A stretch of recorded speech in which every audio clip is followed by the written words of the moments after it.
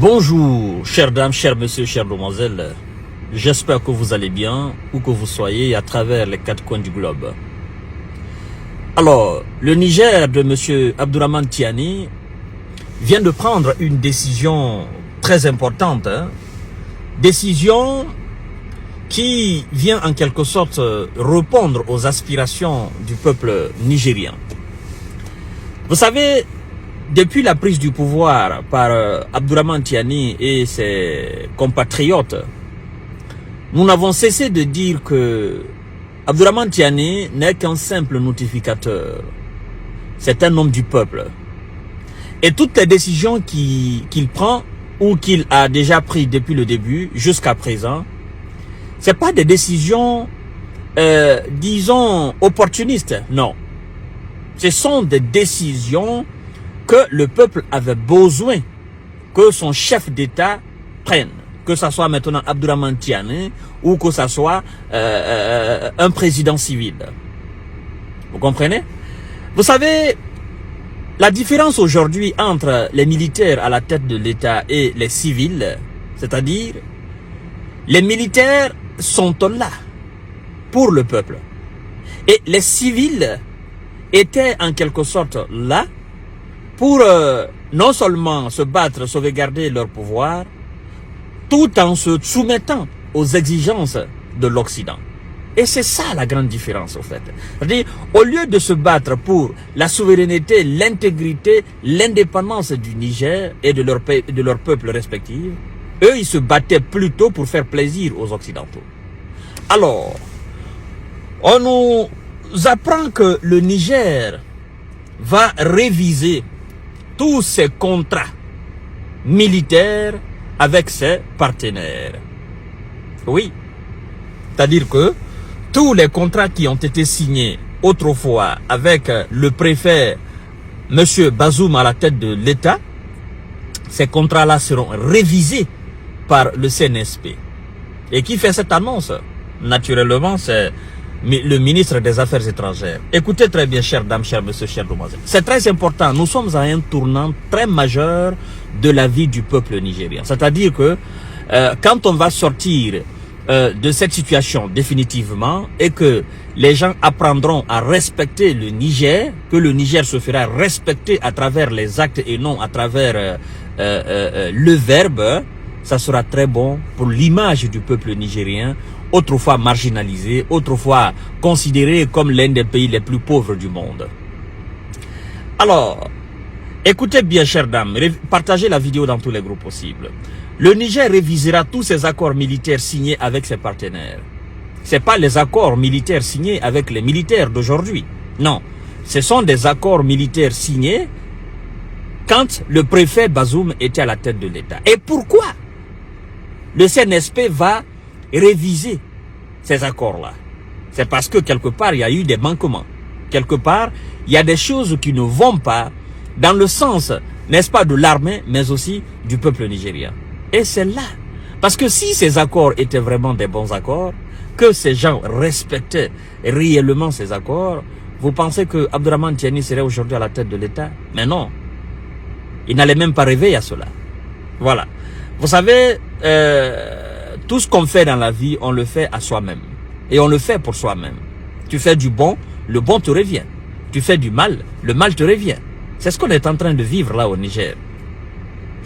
C'est ce qui a été annoncé par le ministre nigérien des Affaires étrangères dans des correspondances, n'est-ce pas, adressées à des représentations diplomatiques des pays concernés. Quels sont ces pays concernés par rapport aux accords militaires? Vu que la force Barkhane ou la force Barkhis n'est plus là. Vous comprenez? Quels sont ces pays qui sont concernés? Partagez la vidéo là, c'est très important. Cette décision se fait conformément aux exigences du peuple nigérien. Aux exigences du peuple. Conformément aux exigences du peuple nigérien. On n'a pas dit conformément à l'armée nigérienne. On dit conformément au peuple. Conformément aux exigences du peuple nigérien. Vous savez, un chef d'État qui se bat pour son peuple, comme disait l'emblématique président guinéen Ahmed Sékou Touré, Il dit, le jour que je serai apprécié par l'Occident, j'aurai trahi mon peuple.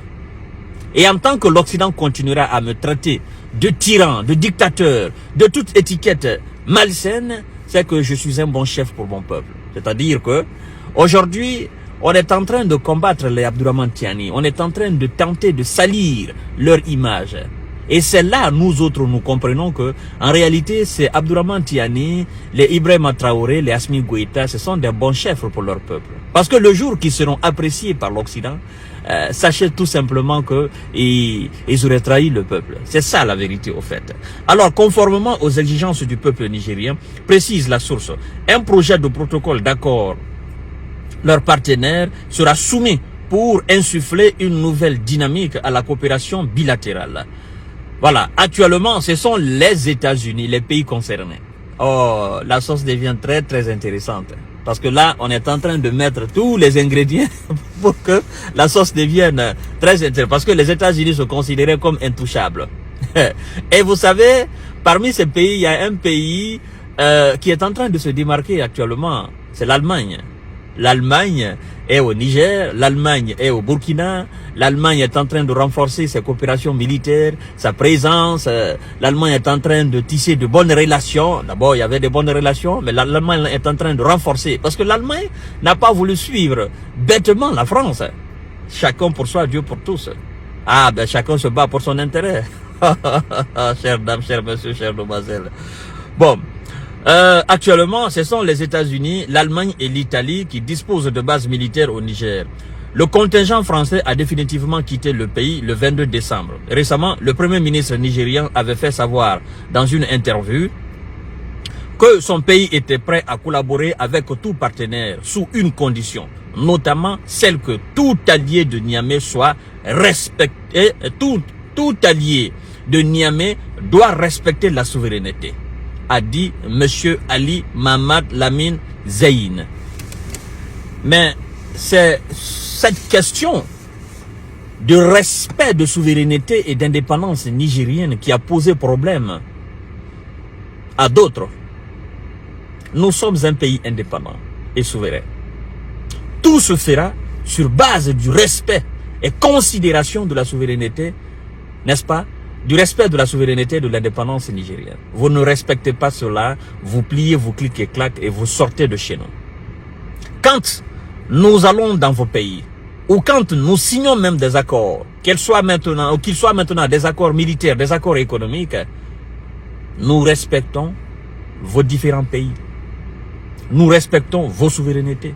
Et quand même souvent nous partons dans vos différents pays, nous respectons, n'est-ce pas, vos différentes nomenclatures, vos différentes législations. Nous respectons ce qui est droit et loi dans vos différents pays. Mais pourquoi vous voulez toujours piétiner les nôtres? C'est ça, c'est cette réciprocité qu'il faut voir. Mais c'est aussi simple que ça, au fait. Les peuples d'Afrique ne demandent pas assez de choses. Ils demandent juste qu'on les respecte, c'est point barre. Et aujourd'hui, ce n'est plus une simple demande. Vous respectez, vous restez. Vous ne respectez pas, vous partez. Alors, chères dames, chers messieurs, chères demoiselles, à tout à l'heure pour notre série d'informations de décortiquage. Partagez la vidéo dans tous les groupes possibles. Et vive le CNSP, vive le peuple nigérien, vive tous ces peuples marginalisés à travers le monde qui se battent pour leur souveraineté et leur indépendance. C'est très important, c'est aussi simple que ça.